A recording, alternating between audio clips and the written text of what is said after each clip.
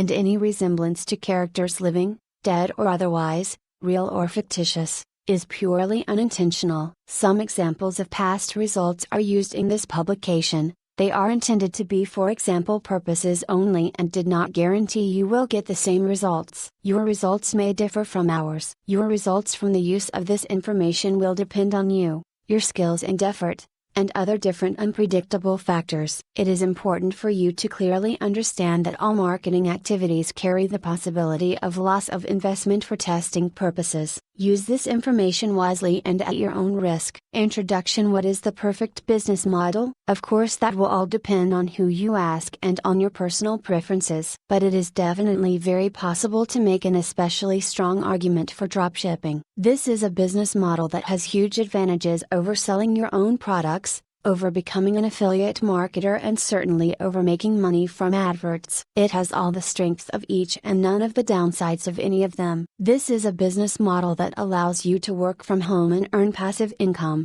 while at the same time building a big brand for yourself and selling real physical products. So why isn't everyone getting involved in dropshipping already? Why do so many people still choose to make money as an affiliate marketer instead? The answer is simple. A lot of people still don't know what dropshipping is, or how to get involved in it. Of course, this book is going to change all that and help you to understand what dropshipping is, why it's so beneficial, and how to get started with it. By the end, you will be running your own dropshipping business, making money by selling products with your branding on and without having to spend any money upfront or take any form of financial risk. Didn't I say it was the perfect business model? Chapter 1. What is dropshipping? Dropshipping is technically a fulfillment model. Fulfillment in a business term of course means delivery, so in this sense, dropshipping is the manner in which orders are delivered to customers. Normally, selling a physical product means that you need to buy numerous items and then sell them at an inflated price. The way you would normally do this is as a reseller. Here,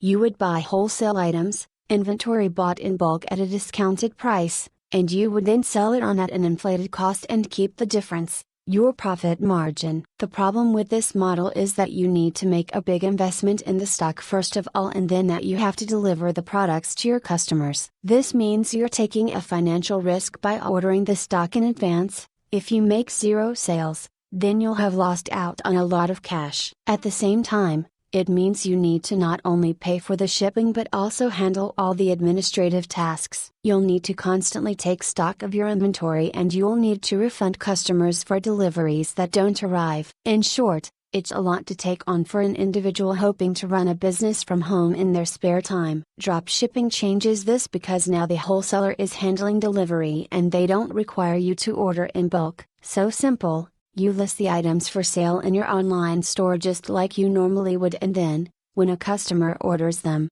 you pass that sale on directly to the wholesaler. They then send out the product on your behalf and make sure it reaches the buyer and you get the money. Dropshipping versus affiliate marketing. This might sound very similar to affiliate marketing, but there is a few key differences. For starters, the amount of money you earn will tend to be higher than affiliate marketing. When you operate as a reseller, the usual pricing method is something called keystone pricing. Keystone pricing essentially means that the amount you're selling the product for is 2x the amount you pay the manufacturers. This is one of the most common conventions for this type of business, and to all extents and purposes, dropshipping businesses are resellers. The other big benefit of dropshipping over affiliate marketing is that you don't have to mention the existence of the dropshipping business at all. In other words, the customer never knows that it's not you who is selling the product. You're not sending them to another website where they can check out and sell the product. You're just selling them the product as though it were your own and forgetting about it. This is fantastic because it means that your business looks much more professional, and because you're no longer sending visitors away from your brand in order to make the sales. Chapter 2: The big advantages of dropshipping. Hopefully, you can already see some of the big advantages of dropshipping. There are many more besides though too, which we will delve into here. The ability to sell physical products. Working as an affiliate marketer will often mean that you have to sell digital products in order to get the big profit margins. While it's true that you can get 75% and upward from affiliate networks like JVZoo, This will normally mean that you're limited to selling ebooks and online courses. This can be an effective way to run a business model, but it is also sometimes quite restricting. While digital products have many advantages, their appeal is not as broad as it is for physical products. For example, if you try and sell a digital product to your grandma, you'll probably have difficulty. The same probably goes for your mom, and most likely your dad, and it also goes for most of your peers in reality. In fact, the main kind of person willing to spend lots of money on an ebook or online course is going to be someone who is already quite familiar with technology. The person most likely to buy from you of all is probably other digital marketers looking for more ways to make money online. And as you're probably aware, these are a savvy bunch who aren't easily going to have the wool pulled over their eyes. And they've already had people online try to sell them just about every digital product in existence. How many times have you seen ads on Facebook for making money at home schemes? It's just a very crowded market with a limited potential audience. Clothes, on the other hand, are something you can sell to anyone. And then there's all the rest, stuff like technology, toys, or fitness supplements. Suddenly, you can sell things that average people really need, and that makes a massive difference. Flexibility. Another benefit of selling physical products is the huge amount of flexibility it gives you. We've already seen that you'll have a lot more flexibility in terms of the types of things you can sell, but of course this will also extend to drastically increase your flexibility in terms of the way you sell. For starters, you suddenly have pretty much limitless niches that you can choose from, industries. And then there are the many different ways of selling those areas. Because right now, if you're the internet marketing type, then you're probably imagining the ways that you can sell products from your website or your mailing list. You're probably thinking about content marketing, establishing your authority in your subject area, etc., etc. But that's not the only way you can make money from a dropshipping business. Did you know, for example, that many of the products being sold on eBay are actually being dropshipped? This means that you can save yourself the trouble of building an audience and creating a website. Just find a product you like, create a listing, and you're good to go. Even big companies like Home Depot and Sears reportedly use dropshipping on some of their less popular products, so you know it must be a good model. With dropshipping, you also have total control over the way you sell the product. That means it's up to you if you want to introduce a limited time discount, or if you want to bundle multiple items together in order to offer special deals, etc. This can all help you to make a lot more sales, and it's not an option you would have available to you if you were acting as an affiliate. In that scenario, the product owner would set the price and you would have no option other than to go along with it. Reduced risk. We've already seen that you can reduce the risk by dropshipping. There's less risk than reselling here, but also far less risk than selling your own product. That's because creating your own product would involve the lengthy and stressful process of designing the product specifications, working with factories, and then spending lots of money on materials, etc. None of this is to say it's not possible, it's just a huge amount of risk. With dropshipping, you don't have any of this risk because you're not spending upfront investment. You simply find the product you want to sell and then promote it. But there's another way that you can reduce risk with dropshipping too, which is by picking a product that's already highly popular, by finding products that you know are already selling very well and that are very in vogue. You can completely minimize the possibility that your product won't sell. Now you're selling products that sell in droves. You just need to find the people that are buying and make it easy for them. Branding. How to run your dropshipping business and strengthen your brand. Perhaps the biggest advantage of the dropshipping business model, though, is one that many people don't even consider. As mentioned, dropshipping has the benefit of allowing you to keep the actual manufacturer, fulfillment company as a silent partner. They will send out the products on your behalf, but as far as the customer is aware, they bought it directly from you. This has the massive benefit of meaning that you're not sending visitors away from your website. This is a massive deal as a digital marketer. If you've been working in this business a while, then you should have a good idea of just how hard it is to attract customers to your website and your business. This is what you'll spend most of your time doing, working online, and you'll probably find it takes up much of your effort. If you're an affiliate marketer, then you're bringing those visitors to your website so that you can sell products that other companies created. This then means that when they buy those products, They have to leave your website and thereby disengage with your brand. Which brand are they more likely to remember and visit in future? The guy who recommended the product to them, or the company that actually sold it to them? And when they want more of the same thing, where are they going to go in future? And now consider this: how can they buy more products from you during the same session, if you are actively sending them away from your site? Instead of being able to offer a smorgasbord of products that you handpicked, you're now simply telling them to go somewhere else to buy one item. With a dropshipping business, you no longer have this problem. Now you can offer all the items you have for sale on your website from one spot and let your customers choose as many as they want and then continue to buy from you. But that's not even the best part. White label dropshipping. The best part is that in some cases, the products you sell will even be able to have your company name on them. This is called white label dropshipping, with the white label essentially describing the packaging or the branding. Let's say you want to sell a supplement like creating from your fitness website. With a white label service, the product will be developed with packaging that literally consists of a pot and a white label attached. That white label can then have your branding printed right on it, meaning that to all extents and purposes this is now your own product. In many cases, you can even choose the blend of ingredients that go into the product. In other words, if you're selling a supplement like a vitamin tablet, you can select all the vitamins and minerals yourself and then add your own logo. If you don't sell a single item, then you have lost nothing. But if you sell lots, then you'll be making a profit at the same time as building your own brand and your own market presence. Chapter 3: The Challenge of Dropshipping. Finding partners. The big challenge when it comes to dropshipping, though,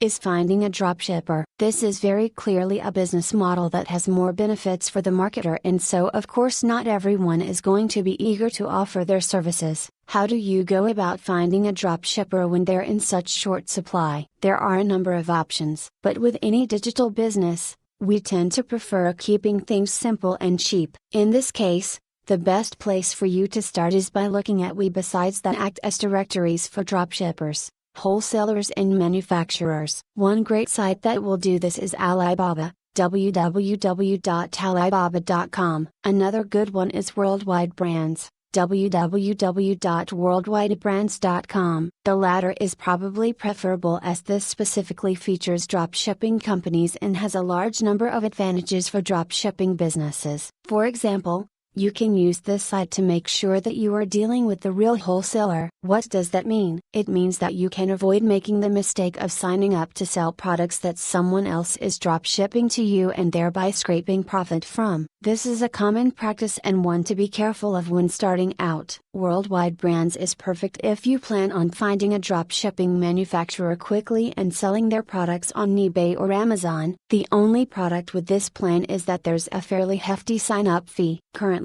it costs $249. Okay, so that's not astronomical, and this is a lifetime membership. But if you were attracted to dropshipping initially because you wanted a business model with zero overhead, then it might be a little off-putting, especially as your break-even point has now been pushed back rather. Another option is to try Thomasnet.com, www.thomasnet.com, which like Alibaba has a selection of different types of manufacturers and wholesalers selling different types of products and different types of services. Makers Row, www.makersrow.com, might also be worth checking out. Some other paid options include SaleRoom and Adobe. A great free choice is Wholesale Central. Failing that, another good strategy is just to search Google. When you know the type of product you want to sell, just try searching for that product on Google with the word dropshippers and your location. If you're hoping to sell clothing in the UK, for example,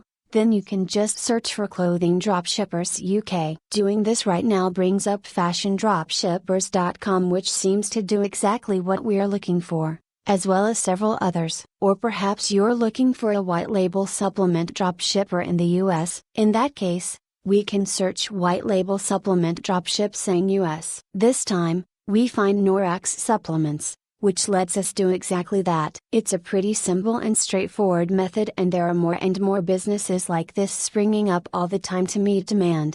Norax will handle formulation, production and fulfillment on your behalf, making things nice and simple. The third and final strategy for finding your online dropshippers is just to contact the companies you like directly. Find manufacturers for products you'd like to sell and drop them an email. Better yet, try messaging them via LinkedIn or a similar avenue and see if you can get them to respond that way. This way, your message will stand out from their crowded inbox. You can even visit stores in person and ask the owner if you could have the contact details for the company that sold them X product. This works best for smaller, privately owned stores, of course. If the company doesn't already offer the dropshipping services you're looking for, then just explain to them the benefits and why you would like the opportunity to sell their products in this manner. In many cases, they will acquiesce and you'll be able to start selling a product that other online retailers don't have access to. Another tip for finding manufacturers that you can email directly is to look on eBay. Search for a product you'd like to sell, and if you notice there are lots of people selling the exact same item,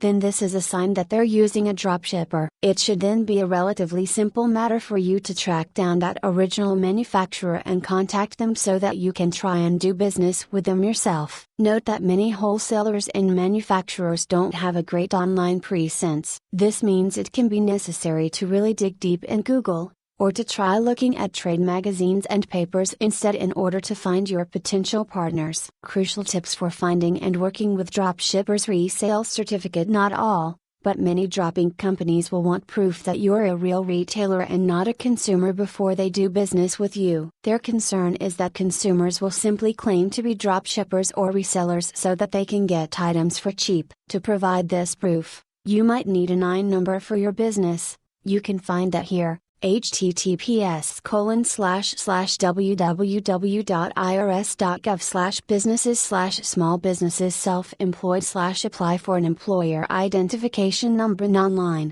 and you might tender a sales certificate, which you can learn about there. http://www.wisegeek.org/whatisRSLcertificate.htm. If you're going to speak in person, then it can also be a good idea to familiarize yourself with all the terminology regarding dropshipping so that you don't sound like an amateur. Look out for fake dropshippers when choosing dropshippers. There are a number of businesses that you need to look out for that are not really dropshippers in the truest sense of the word. You need to avoid these companies, as they won't always get you the best deals and they might not be able to offer you the same kind of value as other organizations. Be aware of companies that want ongoing fees which real dropshippers don't require. Likewise, be careful of companies that also sell directly to the public. These companies often aren't really dropshippers, so much as resellers that are just trying to trick you into making a bulk order. Some things to expect: while monthly fees and direct or mercy sales are warning signs,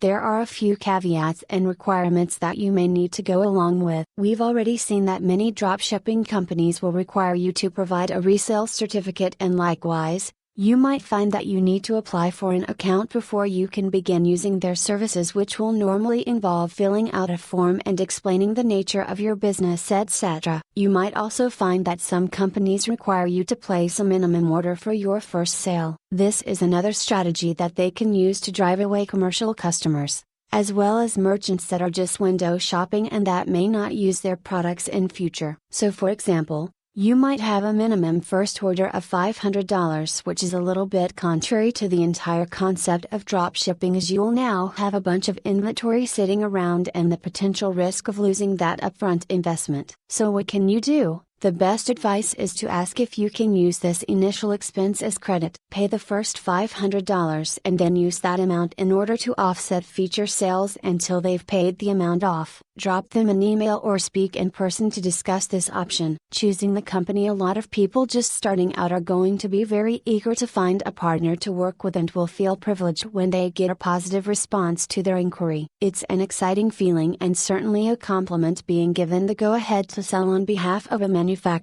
But at the same time, you also need to be a bit discriminating in your choice. Don't just go for the first company that is willing to work with you. Make sure that they're actually up to scratch. One thing to be careful of is quality control in this regard. You often get what you pay for. Be sure to ask the company what quality control measures they have in place in order to prevent problems like defective products and faults. Likewise, Speak with them regarding their delivery times and packaging. Remember that your reputation is going to be riding on the quality of their products and service, so you need to ensure that you're happy with it. Another tip in this regard is to always ask for a sample of the product. If you have demonstrated their ability to sell and they truly are a big business, then they should see it as a very small investment to see a sample of what they're selling. And if they won't, then order a product yourself as a customer. You really don't want to put your name to anything that you haven't personally checked out first. Chapter 4, Choosing a Niche and an Industry. Now you have the basic idea of how dropshipping works and how you need to get started.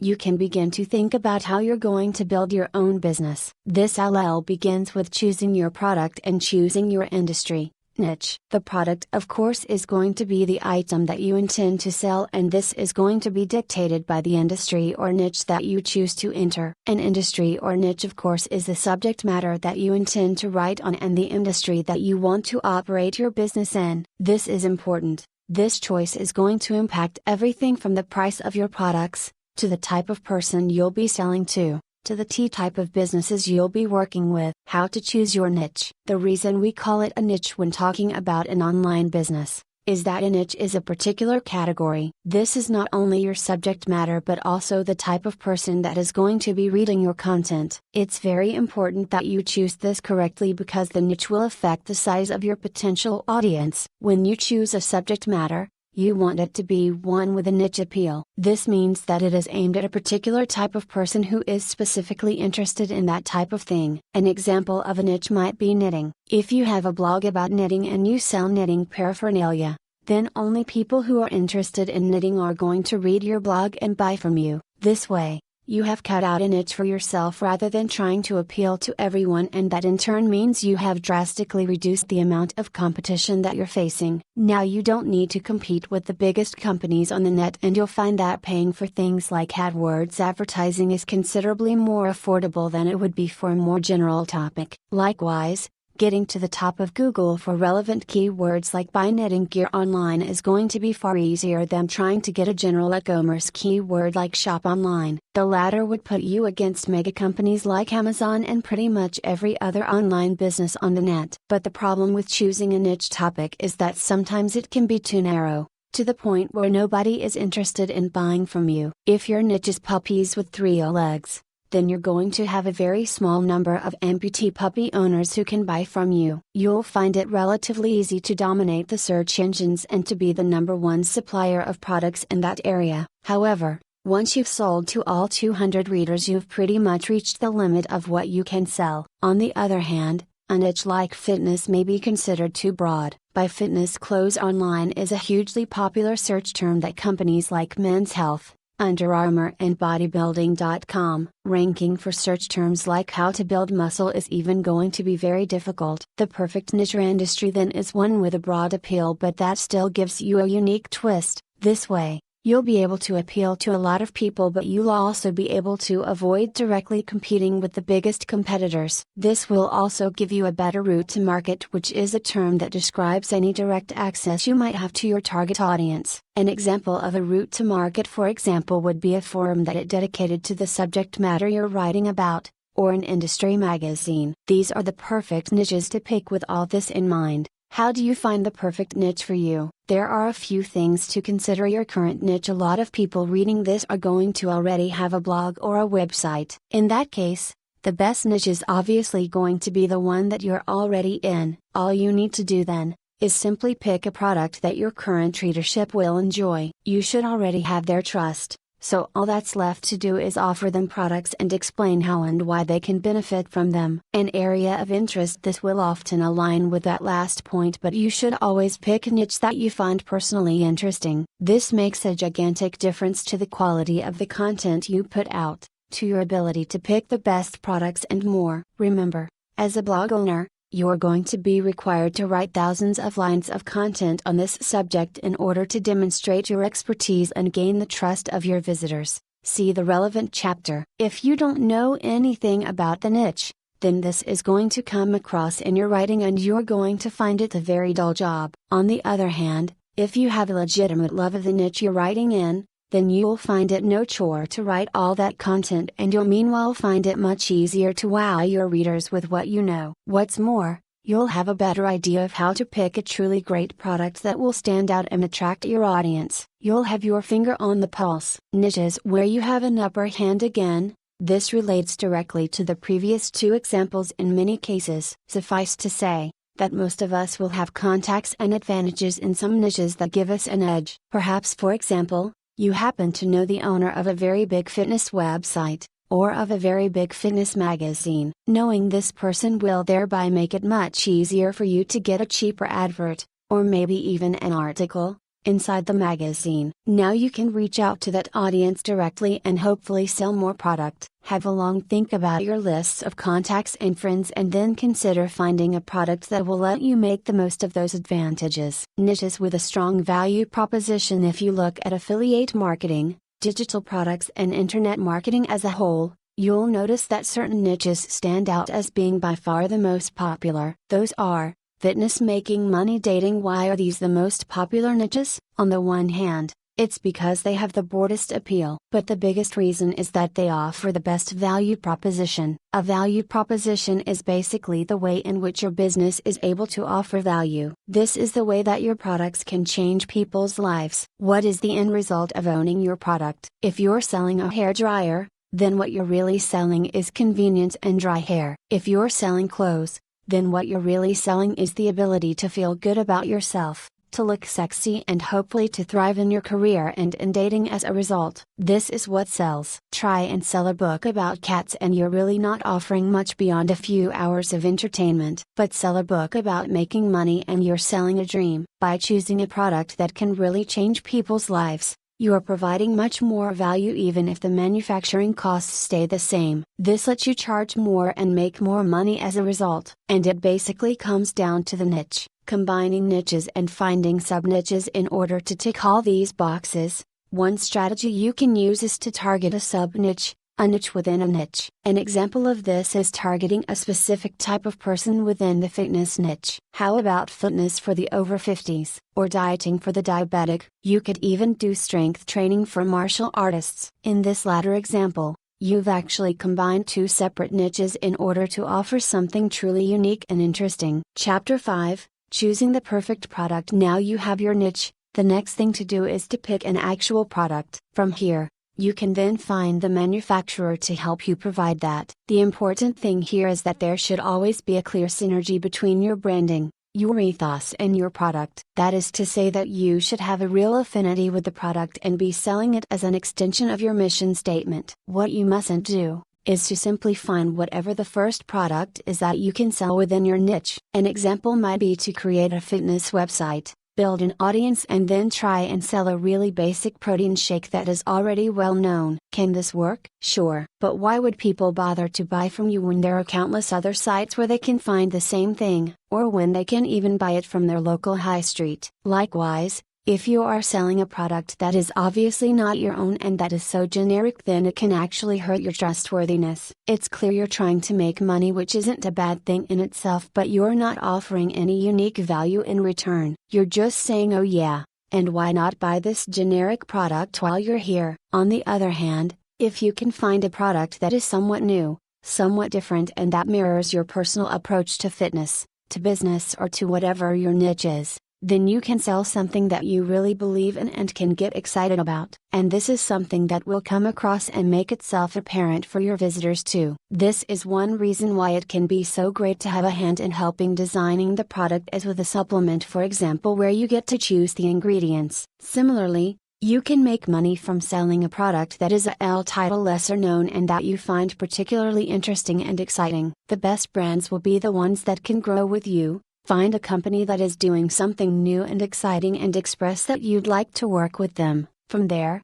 you can then focus on growing and building your business, and this will help you to form a real relationship that's mutually beneficial and that your customers can appreciate too. More factors to consider. Of course, there are many smaller considerations to keep in mind when selling your products. Should you sell a consumable? Or should you sell something that will last a long time? Should you sell a product that is very expensive, or one that is very affordable? On the chapter on e-commerce and pricing, We'll discuss this in more detail. But suffice to say that it can make a lot of sense to sell multiple products in future, as that way, you'll be able to benefit from multiple different types of business model and you'll be able to draw in a wider range of buyers. Having a range of prices means that you can cater to people with all kinds of budgets and build some loyal customers that might increase their average spend with you over time. For example, a cheap consumable has the distinct advantage of being something that will keep your visitors coming back. If you sell protein shake, for instance,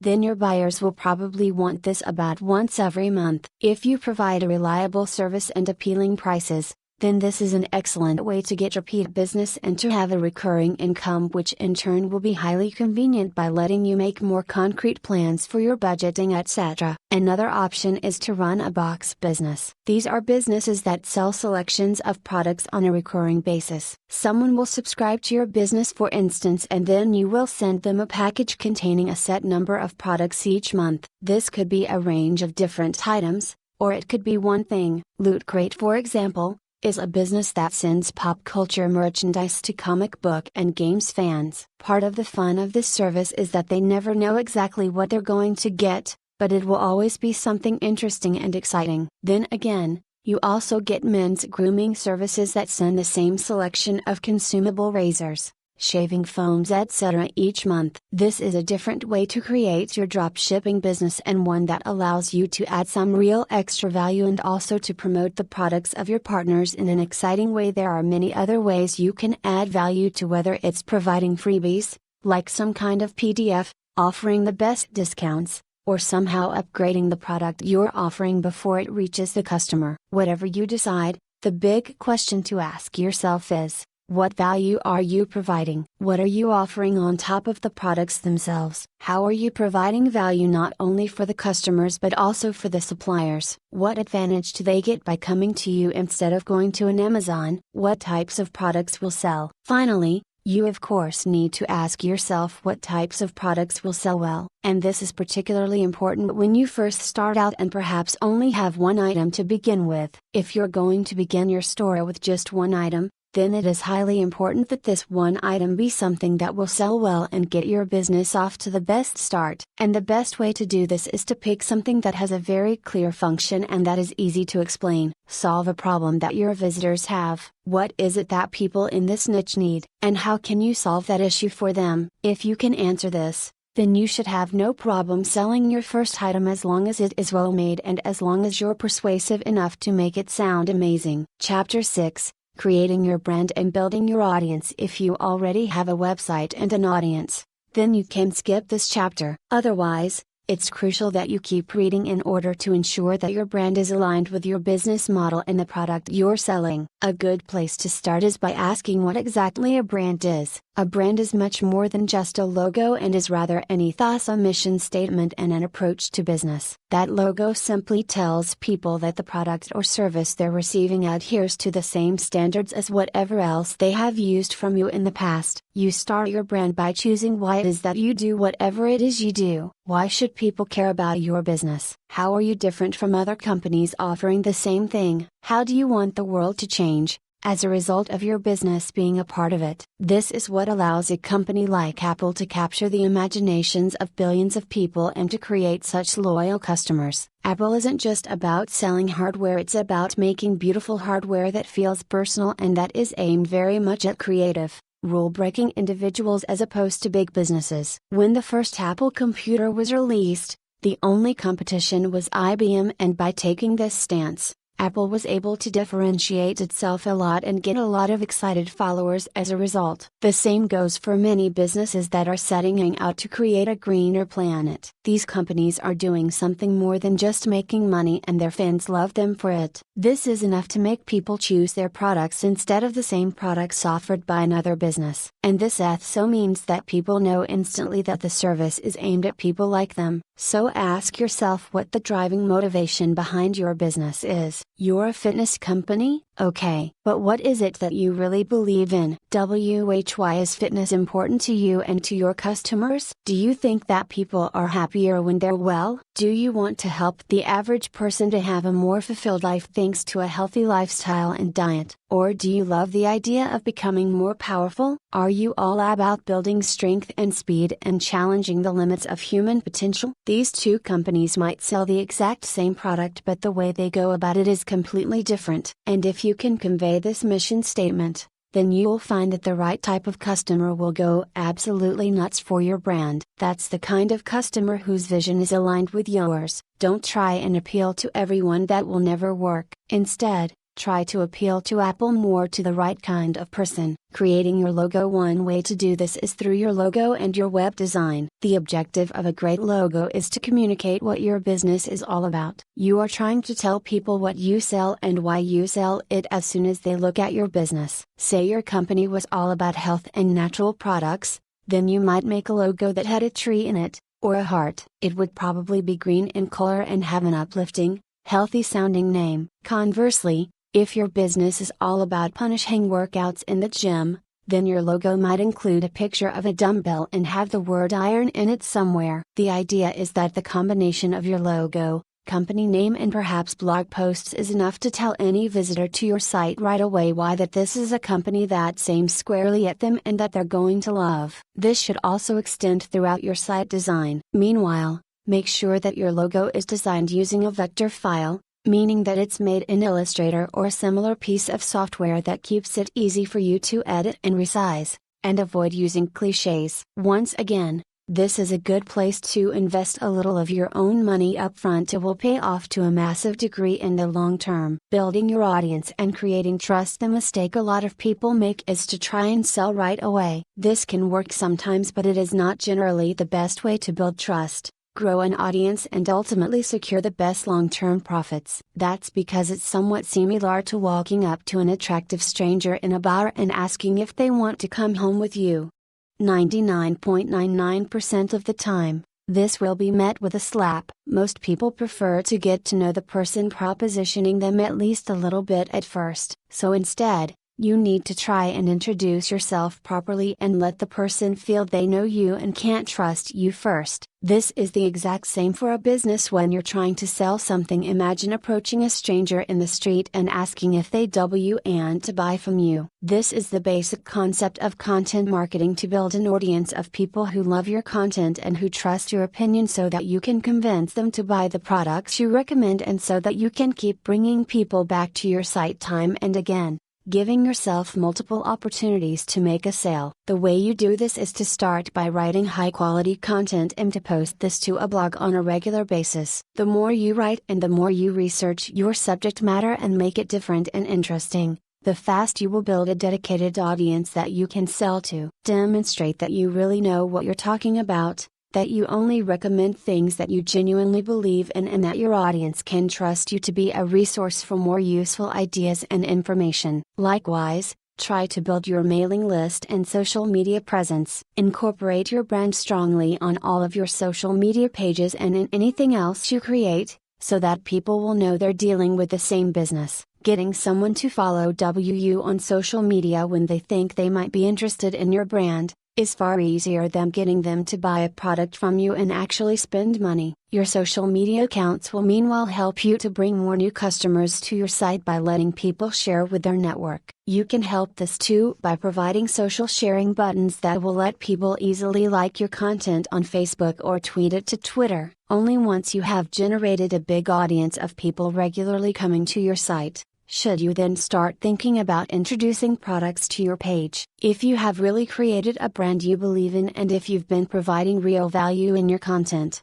then you should find that you have true fans. And true fans will be desperate to buy your products when you start selling them. More ways to promote your products. Of course, there are many additional methods you can use to send more customers to your products and to market your store. One option is to create your own affiliate program and to encourage more people to help market your items. Another method is to pay for advertising, whether this is a pay-per-click campaign through Google AdWords, or whether it is an advert on Facebook that is highly targeted to your edifice demographic. This works well in scenarios where you're selling from eBay or Amazon and aren't trying to build up an audience. If you're going to pay for advertising though, then you need to calculate the LCV, lifetime customer value, of each customer. This will allow you to ensure that whatever you spend on your ads, you are making more back and thus seeing strong ROI. Chapter 7, Building an e-commerce store and making your products fly off the digital shelves. But to take this next step, you're going to need to make another new addition to your business. Once you've chosen your product and niche and built an audience, the next step is to curate your own e-commerce store. This is an online storefront where you can show your different items and encourage sales. Being successful here is a matter of choosing the right design to begin with, but also thinking about how you're going to arrange and price your items to help them move. This ultimately comes down to a lot of psychology creating your e-commerce store. When it comes to e-commerce website design, there is a single overriding goal which isn't always true of regular site design. Of course, that objective is always to try and increase sales and increase profits. This is probably actually more important. Of course, you also want it to look attractive, to be functional and easy to use, and to represent your brand in the right manner, but all of this is really just in service of creating a web design that helps you to make more sales. This means that every single element in your site design should be encouraging more sales and pointing users in that direction. The old adage here is that good design should communicate and not decorate. If an element of your design isn't somehow getting people to keep browsing your store or click buy,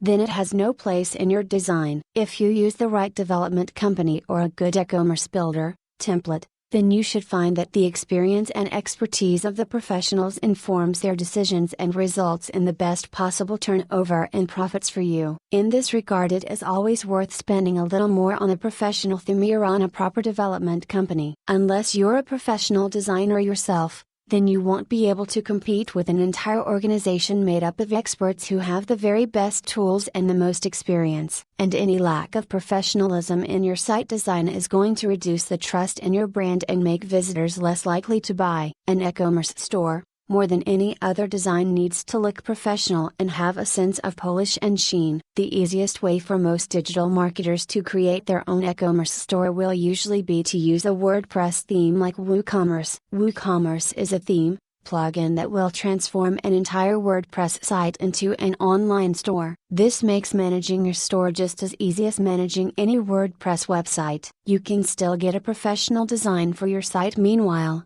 by hiring a team of professional designers to create your theme for you, or by buying one that you really like the looks of and that you think will fit your brand. There are other options too. For example, Shopify gives you a hosted e-commerce platform. This means that the site will be located off of your server, just like a profile on Facebook, for example. You then send your customers to that page, where they can shop through your multiple products. This can help make things a little simpler and easier to run, but it does ultimately mean that you lose a little of the freedom and flexibility in terms of how you want to design and run the site. Either way though, choosing a well-known platform such as one of these or Magneto or BigCommerce will mean that you can find a large amount of support, free themes, plugins and more to help you sell. Some of these features can be incredibly useful, such as the ability to add widgets right on your blog that promote your top items, for example. Don't steer away from these big players. Then pricing and placement to boost sales. Using these methods will help you to generate more sales by having a professional looking and performing website. Nevertheless, it is still always useful to understand the theory and principles behind it so that you can continue to implement best practices yourself, especially when it comes to aspects that fall outside the realm of design, such as price. Here's how the right combination of pricing, positioning and design can help to make your items sell more effectively. Contrast can of course be aesthetic, and making choices such as using red buy buttons against a white background is a great way to make particular elements stand out and get more clicks. This also comes down to color psychology, but we won't go into any of this right now. The other type of contrast though refers to the way that you position items next to one another, with the objective being to place expensive items next to cheap ones. Why? Because this makes the cheap items appear even more affordable and the expensive items appear even more premium. Say you have a $10 tie next to a $50 tie. Someone who wants the very best tie might be all the more impressed by your premium offer, knowing that it's 5 times more expensive than the cheapest product. Meanwhile, someone who doesn't have as much money to spend and who feels guilty about buying a new tie can convince themselves that the $10 tie is a great deal. They can compromise and convince themselves they're being sensible by choosing the cheap tie. They've saved $40 even though they're still buying something they might not have otherwise. This way, the right pricing can really help to sweeten a good deal, and good e-commerce website design should take full advantage of that. Selling one cheap item. Earlier on in this book, we described just why it was so important to have multiple ranges of prices in order to attract a range of different types of buyers. When we looked at contrast, meanwhile, we saw that varying price could be used to make items look like an even better bargain, or like they're of even higher quality. But another very important reason to have cheaper items as well as more expensive ones, is that this can be a great way to build trust. If someone has never bought from you before,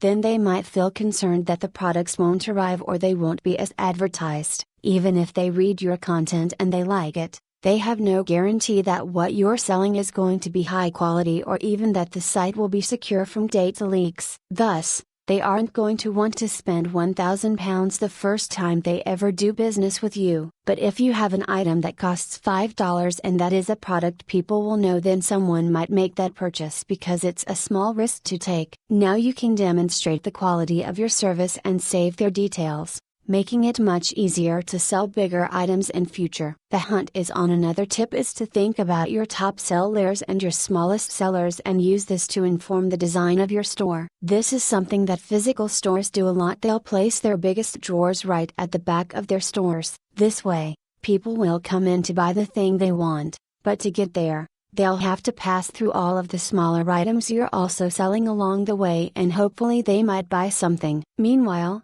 if you have items that aren't selling at all, then you can find inventive ways to make the most of this. Packing it in as a free incentive, for example, or selling it at a very discounted rate as a way to bring more people into your online store. This is less important for a dropshipping business model, of course, though, as there is no downside to being left with excess stock. Pause and upselling. What's important to consider when looking at e-commerce website design is that in order to make a sale you have to overcome certain psychological barriers. This is actually often the most important step in making a sale. These psychological barriers include such things as customers not wanting to spend any money and not being bothered to go through the process of checking out. Good e-commerce website development should take this into account first and foremost by making it as easy as possible for customers to make purchases. This is why Amazon's buy with one-click feature is so instrumental to their success. At the same time, webmasters need to make the most of customers who have already overcome some of these barriers. When a customer commits to buy any item on your site,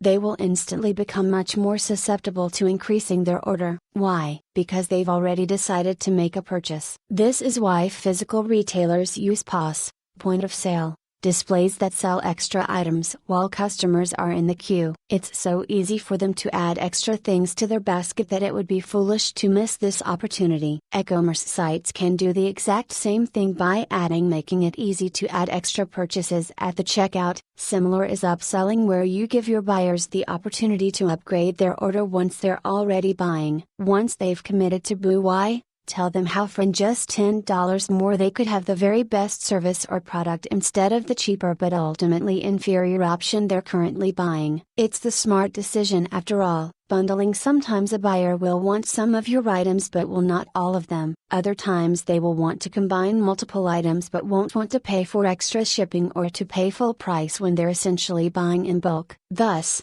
letting your customers combine their items into a single large order can often encourage more sales and is known as bundling. What's great about bundling is that it can also be used to sell additional items that they perhaps wouldn't otherwise have bought. Adding extra items to bundled packages is also a great way to shift unsold stock. Chapter 8: Persuasive writing for increasing sales. One aspect that can help you to boost your sales is so big and so important that it needs its entire own chapter. That is your persuasive writing. This is what you'll use to sell your individual items in their store listing, but it's also what you'll use on a sales page to promote items that are of a particular high value and that you really want to shift. Catch attention. The first and most important tip is to capture the attention of your readers as quickly as you can. This means you should use a bold statement, perhaps capitals, and you should address the reader directly. Now you can get the body you want. Works much better than a quick workout for burning fat. Asking a question is also a common and effective method,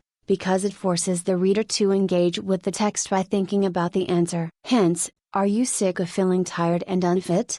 The problem with this is that it can seem a little too obvious as an in-your-face marketing technique. An even better strategy then is to use a narrative structure for your opening. In other words, structure your text like a story. That way, people will want to know what happens next and the text will seem inherently much more interesting. This is true because we are so used to reading stories. We have been listening to stories for centuries, and as a result, they're always an effective tool for getting people to listen. They're also easier to make emotionally resonant. A great opening then might be, "I was unhappy with my body and looking for answers. Little did I know the solution would lie in an ingredient found in most diets." Already use headers and enable skimming. The reason this point is so important is that most people are in a huge hurry, especially online. Attention spans are short and no one wants to wait around to read a huge ream of text that's just trying to sell them something. Another way around this issue is to make your text skimmable. A good way to do this is to use lots of headings that use lengthy descriptions. Ideally, a visitor should be able to just read your headings and still understand the entire pitch. Personal interest. Addressing the reader directly is particularly useful because we have evolved to pay attention to things that we think concern us. At the same time, though, you should also take this further by thinking of more ways that you can make your text personal. In particular, this means using a personal interest story, explaining how your product works by saying how it has helped someone else, or even you. This works much better because it means that the reader will be able to imagine how it is going to affect their life, and because they'll be more likely to connect with what you're offering on an emotional level. Earlier in this book, we discussed the importance of the value proposition. This is something you should always keep in mind when selling. How do you make the product applicable to the reader? How do you give it emotional weight? Try to get them to imagine what life will be like once they have your product, and this will make them want it more. Addressing concerns. When someone reads your text, they are going to know you're trying to persuade them and so be on the defensive. They'll thus be thinking of all the reasons that what you're saying probably isn't true. But you can combat this by addressing each concern in your text. Try and second guess what the reader might be thinking and then explain why this needn't be a concern. If it's a CV you're worried about, then try to give examples of the things your skills and experience are useful for and why you're better than the other candidates. This also means trying to come up with solutions to the most common barriers to sale. These are the psychological barriers that prevent people wanting to buy, such as the risk element. We've already seen one way you can get around that, by selling products from a trustworthy site and by selling cheaper items first. Another tip is to make sure you have a full money-back guarantee. This is something that people won't often use, but knowing it is there will help you make many more sales. You can also try to combat buyer's remorse, which means taking away the feeling of guilt people get by spending money. Using the interest technique is one way to account for this. Another is to describe your product as an investment. Conclusion. Ultimately, the best way to start building your dropshipping business is to start by selling a product from your site and then to experiment and grow from there. The exact strategies you use are going to depend hugely on the nature of your website, your audience, and your goals. It's up to you to find your way, to see what works, and to tweak and evolve your business over time. Hopefully, this guide has given you all the tools you need to get started. You should now have a strong idea of how a dropshipping business works and how to get started, and you should now have a grasp on how to encourage products to grow, how to choose items that are likely to sell, and how to find the right market and audience for what you're selling. Once you begin selling physical products to your audience, you will unlock the kinds of profits that you just can't get as an affiliate, and all without taking any sign of can't risks or spending much money at all.